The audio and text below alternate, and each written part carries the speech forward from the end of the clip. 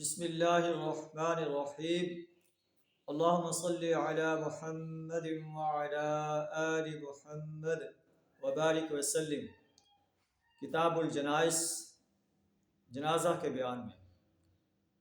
من کان آخر کلامہ لا الہ الا اللہ، جس کا موت کے وقت آخری الفاظ جس کے لا الہ الا اللہ کے ہوں، اس کے بارے میں نبی صلی اللہ علیہ وسلم کا فرمان۔ عن ابی ذر رضی اللہ عنہ قال قال رسول اللہ صلی اللہ علیہ وسلم اتانی آت من ربی فاخبرنی او قال بشرنی انہ من مات من امتی لا یشرک باللہ شیئا دخل الجنہ، رواہ البخاری۔ حضرت ابو ذر رضی اللہ تعالیٰ عنہ بیان کرتے ہیں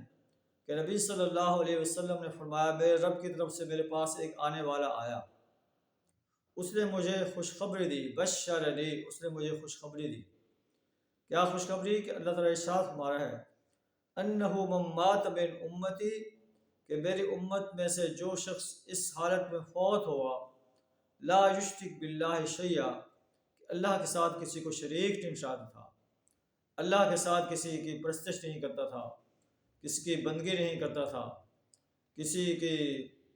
پوجا نہیں کرتا تھا، کسی کی غلامی اور اطاعت نہیں کرتا تھا، اللہ کے حکم کے مقابلے میں کسی کا حکم نہیں مانتا تھا، اللہ کی حاکمیت کے مقابلے میں کسی کی حاکمیت تسلیم نہیں کرتا تھا، اللہ فرماتا ہے کہ دخل الجنہ، ایسا انسان جنت میں داخل ہوگا۔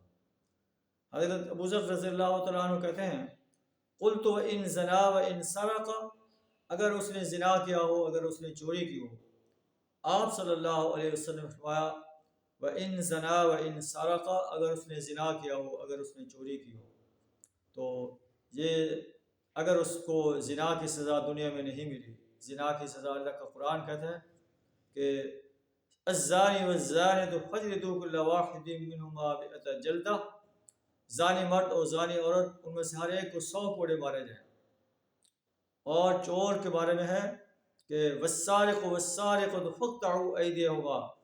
چوری کرنے والے مرد اور چوری کرنے والے عورت دونوں کے ہاتھ کاٹ دیے جائیں۔ اگر دنیا میں وہ یہ سزا اس کو نہیں ملی تو آخرت میں اس کا محاسبہ ضرور ہوگا۔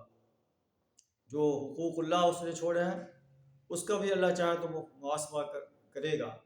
لیکن جو حقوق العباد ہیں ان کا اس سے محاسبہ ہوگا اور اس کو اس کی سزا بھگتنی پڑے گی۔ آخر کار وہ جنت میں داخل ہوگا، کیونکہ اس نے اللہ کے ساتھ کوئی شریک نہیں ٹھہرایا، کیونکہ اللہ کا نبی صلی اللہ علیہ وسلم کو اللہ نے ارشاد فرمایا کہ آپ کہہ دیجئے، من مات من امتی لا یشرک باللہ شیئا دخل الجنہ۔ اللہ سے دعا ہمیں بھی شرک کرنے سے اپنی پناہ عطا فرمائے، شرک کے ساتھ ساتھ دوسرے گناہوں سے بھی اپنے آپ کو بچانے کی توفیق عطا فرمائے۔ وآخر دعوانا ان الحمد للہ رب العالمین۔